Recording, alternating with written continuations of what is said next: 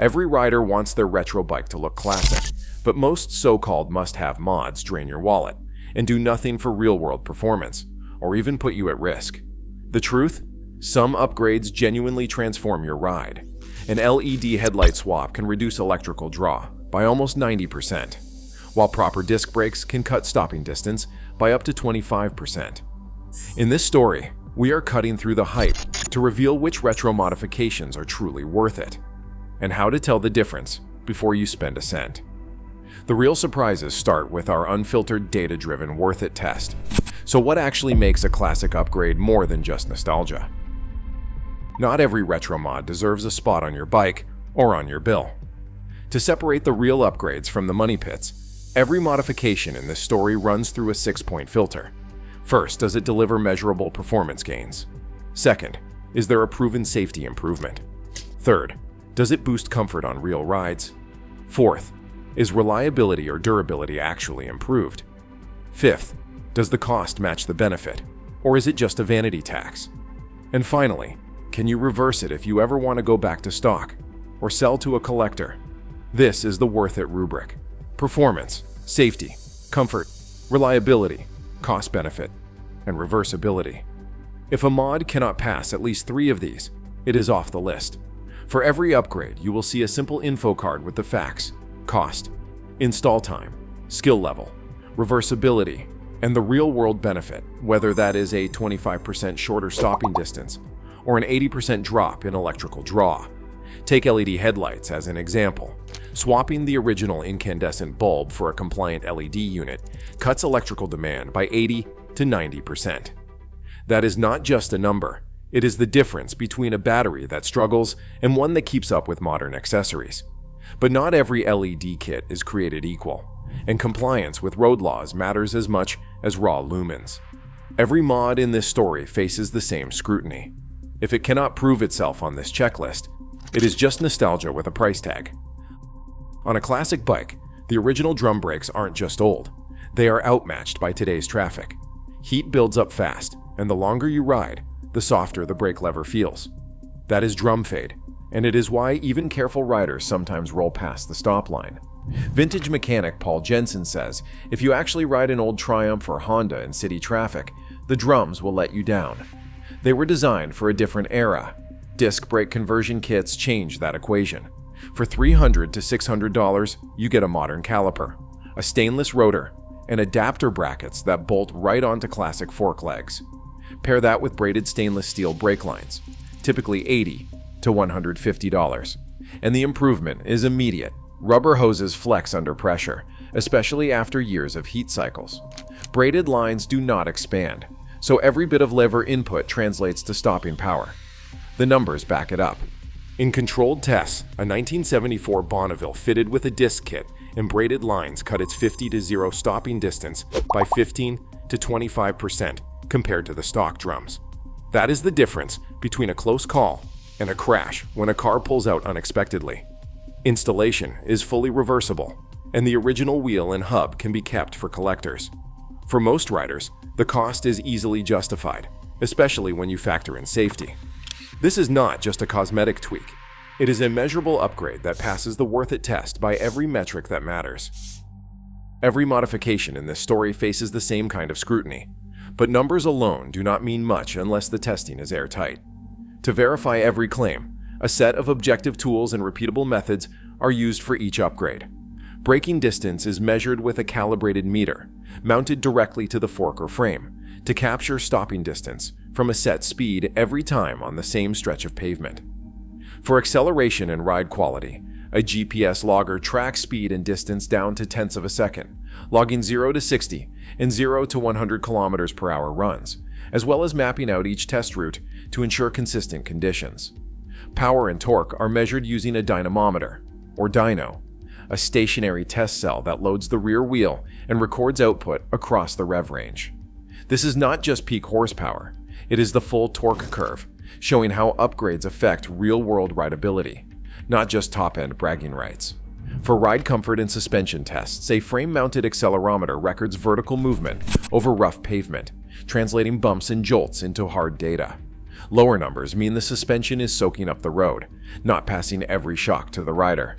Each test is run multiple times, both before and after the modification, to rule out flukes and ensure the only variable is the upgrade itself. There is no guesswork or seat-of-the-pants impressions, just numbers that anyone can check. This approach means every mod is judged on multiple, unbiased evidence, whether it is a brake kit, a lighting swap, or a suspension overhaul. Suspension is where even the best-looking retro bike often falls short. Original damping rod forks and twin shocks were engineered for lighter riders and smoother roads, not today's traffic or potholes. A modern cartridge fork kit like the YSSPD system, starting around $135, transforms the front end. Instead of fixed orifices that hammer your wrists over every bump, a cartridge valve meters oil flow dynamically. Accelerometer data from rough surface road tests shows a 30 to 50% drop in vertical jolts, which is real, measurable comfort. That is the root mean square value, RMS, dropping from over 6 meters per second, squared on stock forks, to under 3.5 meters per second squared with a cartridge kit installed. Rear shocks matter just as much. Progressive 490 series or custom Race Tech G3S shocks, built for your weight and riding style, cost $200 to $400 each.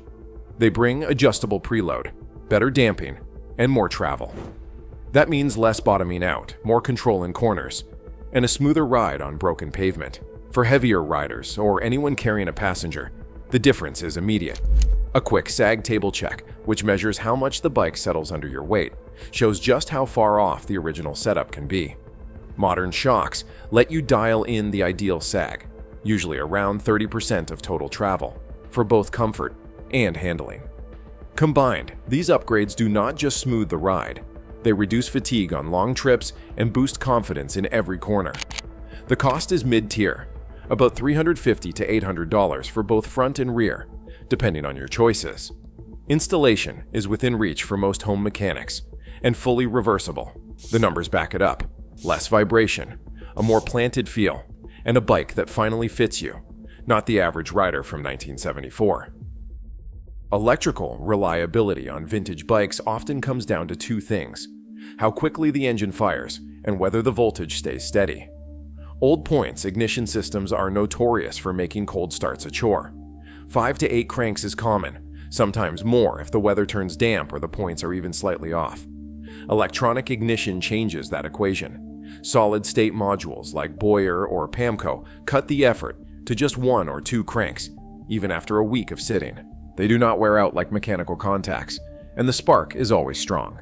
Mechanic Paul Jensen puts it plainly: points are for those who do not mind roadside tinkering, but electronic ignition is the upgrade that lets you ride without worry.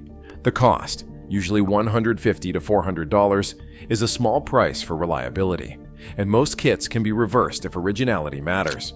Voltage regulation is the next critical piece. Factory regulators on Japanese bikes from the 1970s allowed voltage to swing wildly, anywhere from 11 to 15 volts depending on idle speed and electrical load. That is a recipe for dead batteries, dim headlights, and blown bulbs. Aftermarket regulators from brands like Electrax or Podtronics hold voltage steady at 13.8 volts, no matter the engine speed in revolutions per minute. With a multimeter hooked up, the improvement is obvious. Lights stop flickering at stoplights, and the battery stays healthy. Installation typically costs $150 to $300 and is within reach for most home mechanics. LED lighting offers another boost, but only if the system is ready and the lamps are legal. LEDs cut current draw by up to 90%, easing the load on the charging system. But not all kits meet DOT or MOT standards. Non-compliant units can scatter light and fail inspection. Certified LEDs with proper beam patterns improve night visibility and electrical stability without risking a failed safety check. With ignition, regulation, and compliant LEDs, vintage bikes start instantly, voltage stays rock solid, and the electrical system finally matches modern expectations. Tire technology has quietly outpaced almost every other retro mod, and the numbers are hard to ignore. Swapping out old, hard compound bias ply tires for modern rubber can cut stopping distances by 20 to 35% on dry roads. In the wet, the difference is even more dramatic. New compounds and tread designs can deliver up to 60% shorter stops compared to the originals. That is not just a statistic, it is the difference between a safe halt and a slide into cross traffic. For about $80 to $180 per tire, plus mounting, riders get a safety margin that no amount of period-correct tread can match. Modern tire compounds also warm up faster and grip better at lower temperatures, making them a must for anyone who rides in real-world weather. But grip is not just about rubber.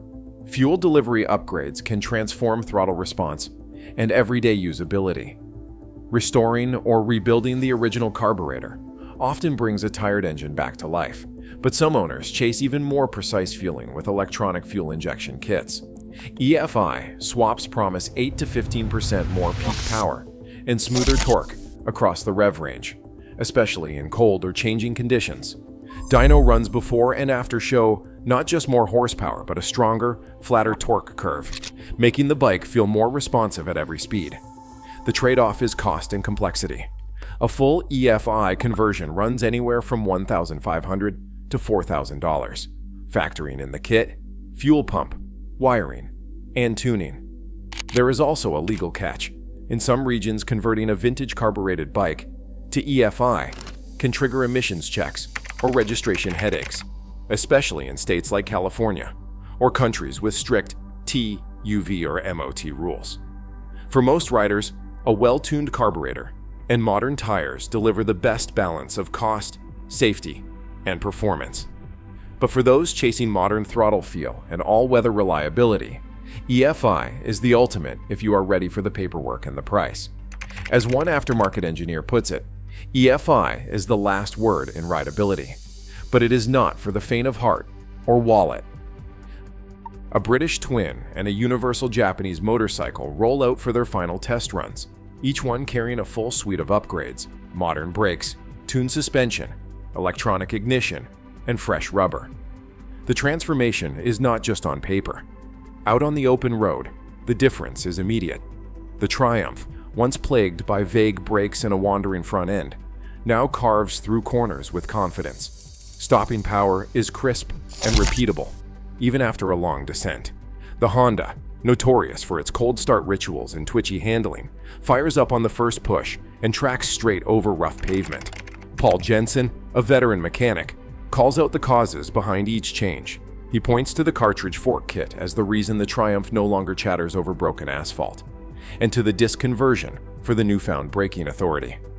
On the Honda, he credits the voltage regulator for stable lighting and the modern tires for grip that was not possible in 1976. Side by side, both bikes accelerate harder, stop shorter, and soak up bumps that once rattled their frames.